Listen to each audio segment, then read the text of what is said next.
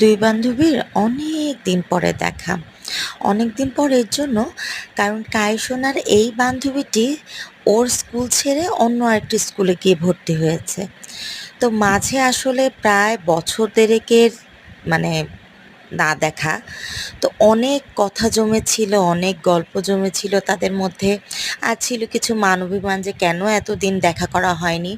তো যাই হোক, কায়নাতের অনেক আবদারের পরে আমরা চলে গিয়েছিলাম রাকিকাদের বাসায়। রাকিকা, এই যে লক্ষ্মী মিষ্টি কিউট বাচ্চাটা দেখা যাচ্ছে কায়ুসোনার সাথে, এর নামই রাকিকা।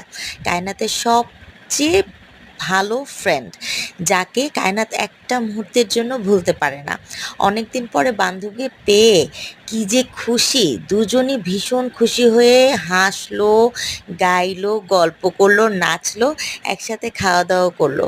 অনেক দিন পরে দেখা হওয়াতে ওদের সময়টা খুব আনন্দের সাথে কেটেছে।